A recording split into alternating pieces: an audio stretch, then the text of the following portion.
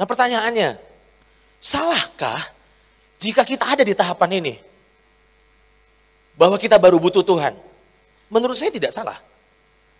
Jadi jangan merasa bersalah ya, oke? Jadi saudara bilang, iya ya Pak, kayaknya memang saya baru butuh Tuhan jujur. Oke, jangan merasa bersalah. Itu sebabnya saya katakan, salahkah jika kita ada dalam tahapan ini baru butuh Tuhan? Jawabannya tidak. Tetapi yang menjadikannya salah jika kita terus-menerus dalam keadaan ini.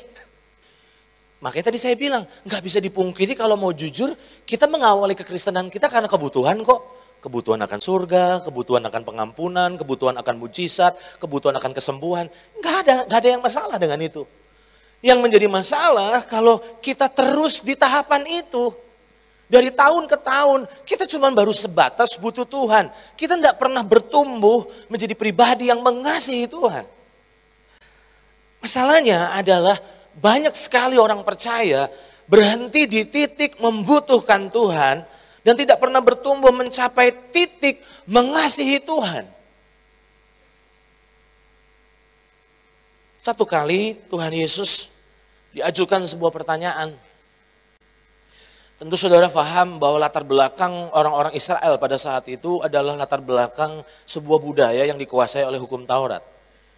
Hukum Taurat itu penuh aturan. Nah itu sebabnya waktu mereka melihat sosok Yesus yang berbeda, Rabi satu ini kok beda gitu.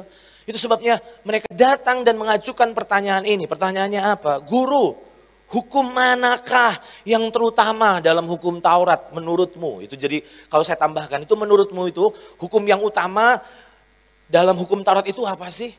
Dan yang mengejutkan ternyata jawaban Yesus itu bukan jangan berzina, bukan jangan membunuh, bukan. Tapi ternyata jawaban Yesus mengejutkan karena jawab Yesus kepadanya, apa saudara?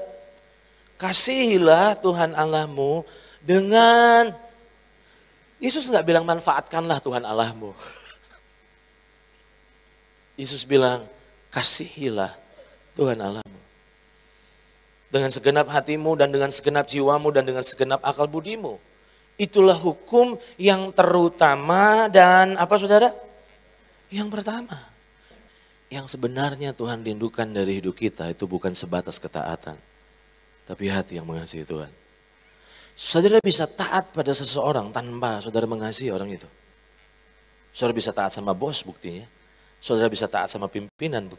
Tapi apakah ketaatan saudara adalah lahir dari hati yang mengasihi orang tersebut?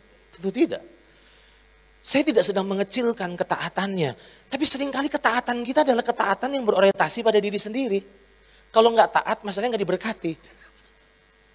Kalau nggak taat, nanti hidup saya berabe. Itu sebabnya kita paksakan diri kita taat. Padahal sebenarnya yang Tuhan rindukan dari setiap saudara dan saya adalah ketaatan kita lahir dari karena kita sayang sama Tuhan.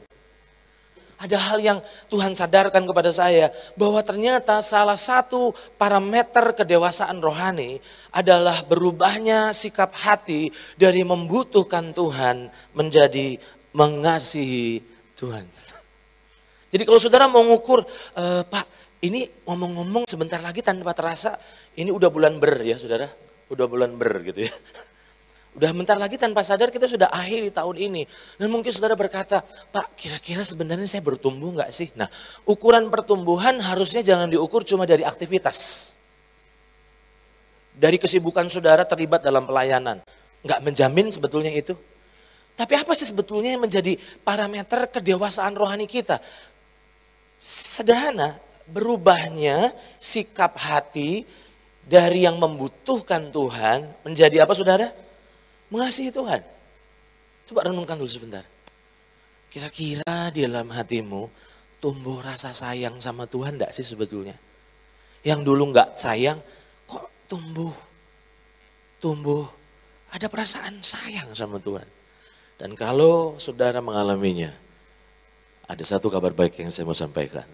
Saudara sedang mengalami pertumbuhan.